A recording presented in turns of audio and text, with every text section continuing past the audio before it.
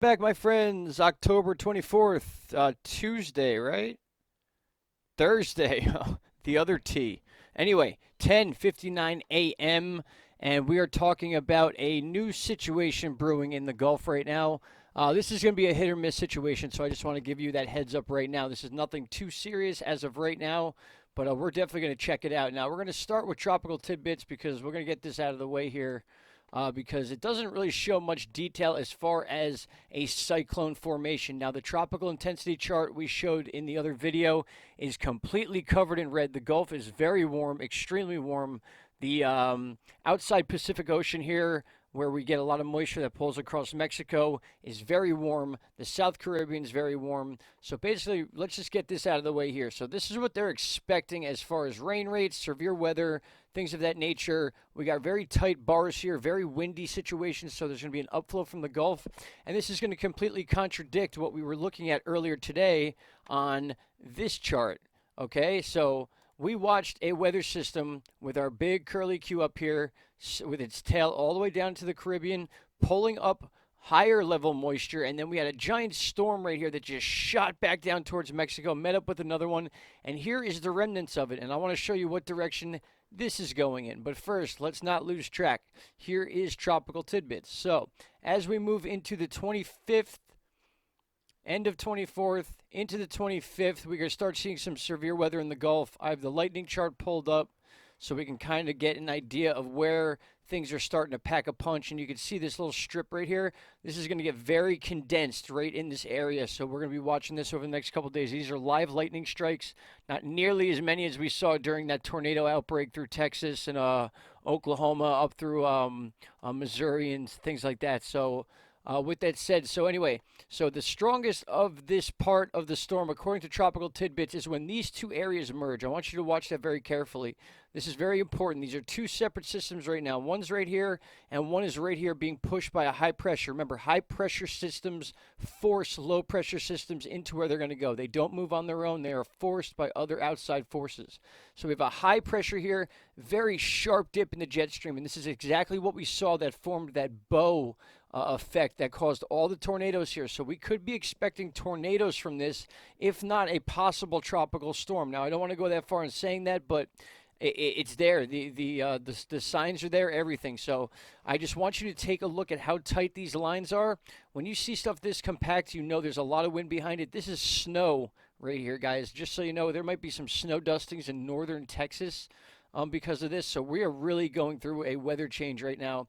And then once this collides with the warm air of the Gulf and Mexico and stuff like that, you're going to see a lot of crazy weather right in this area. The same exact area we just saw recently. We're talking Houston, Texas, Dallas, Texas.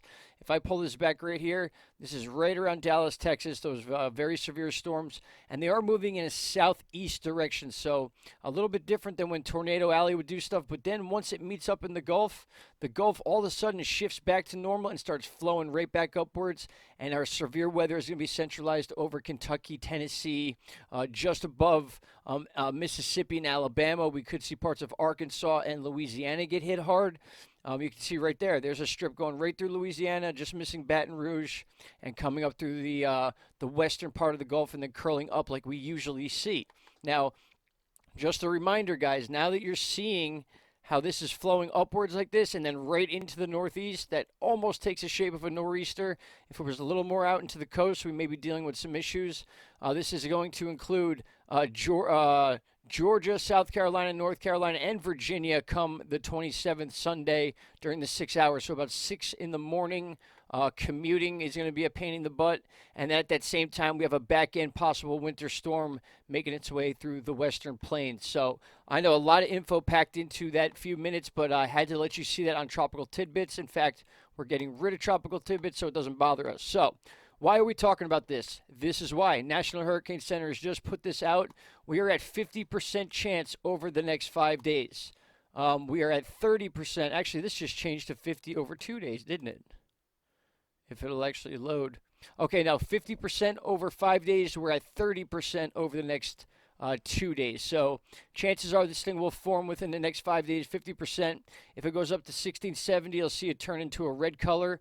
But look at the direction, guys. It's going in the same exact direction as we saw Nestor at first. It came up and then it came this way. So we want to really keep a close eye on this, as most of our storms this time of year form in the South Gulf, or they form in the Pacific and cut across this little strip island here just to the east or west of Cancun and Cuba here. So this is pretty interesting. We're going to watch this. I believe this would be Storm 17. This would be Olga if it does produce a name, which would be any sort of tropical storm. So definitely worth watching. Now, I have a few more charts to show you that they're already predicting a ridiculous amount of rain. I mean, here in the Gulf is one thing, it's over the water, but just match the color up to about this area right here.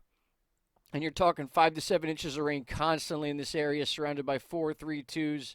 And then once we get up into Louisiana, they're expecting to take this sort of path. This may change over the next couple of days, but it's supposed to go right over Baton Rouge, right through Mississippi. Very heavy rains in Mississippi, stripping all the way from the south to the north, all the way up to Tennessee and Kentucky, and then surrounded by that snowpack we saw.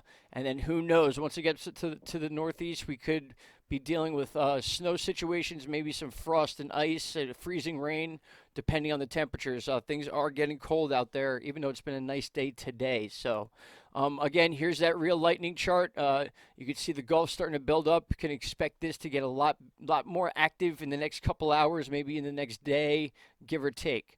Now, why is this happening? Because of the jet stream. Look at this. Once again, we have a huge buckle right here. And what do we see with those buckles? We see storm systems get caught up in them, and then they seem to get whipped over areas like Texas and Oklahoma. And that's exactly what we're going to be seeing.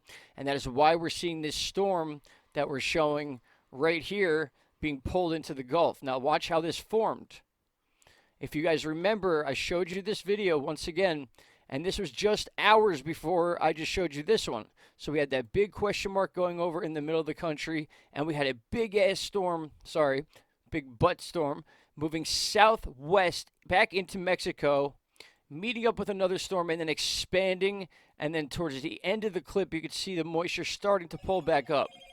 Sorry about that. That was my phone. And right after that, now we're dealing with this. It's basically everything has corrected itself. And now as we move forward from that pretty much exact time, you see the storm starting to build up again and then moving in a north to northeast direction. So talk about a change, like drastic change within a 24-hour period. Now we're starting to see these storms cling together, get bigger, and now that is why we have an invest. So this thing shot down into Mexico, got itself together, maybe played a part with the Pacific Ocean and the little pocket here in the Caribbean, and now it's reforming again. And I brought up the mimic chart just to see if we could see any of this action taking place, even though it goes over about 24-hour period. But you can see some of the power down here, the energy being pulled up already through areas like Panama and places like that, and it just gets stuck up right in this part of the Gulf. And then depending on the jet stream is where this is going to turn, like just like Nestor came up in this way. We've had storms come straight up into Houston, as we all know that. Storms come straight up into Louisiana. This entire area is at risk until pretty much well after November 30th, in my opinion. So here is a more close-up view of what is going on down here. I'm going to hit play for you guys really quick so you can check it out. And just see, whenever you see black, those are the highest level clouds. Those are major storms going on underneath those black clouds. And just look how this thing is rebrewing now, and it wants to take a northwestern and then northeastern movement. You're going to see it's going to begin to follow that flow. So chances are, if this thing does become a cyclone, it's going to be the Houston area, it's going to be western Louisiana, and then if not, it's going to be like Baton Rouge, Mississippi, Alabama, Florida Panhandle once again for a late season possible cyclone, possible tropical storm. So I just wanted to point that out to you guys, that you heard it here more than likely first. If not, it's all good. That's what we do. But very interesting graphics here, guys. These are really cool to check out. Very helpful tools. So we checked out Mimic. Here it is right here. The storm is already beginning to brew. These are very connected storms right here.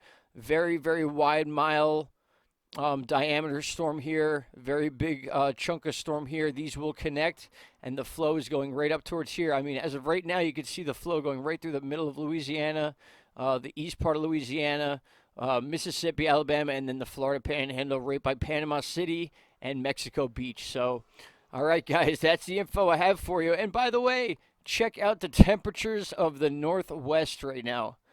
Hello, winter. Ay caramba. I can't deal with it. I can't even think about it because it looks like this whole blob is just going to move right over here, and you guys are going to stay nice and warm. But what else is new? All right, guys, love you all. I will talk to you soon. Hope everything's good, and we will talk later on this afternoon. Wow, 2 videos in one day. Gotta love it. Bye bye.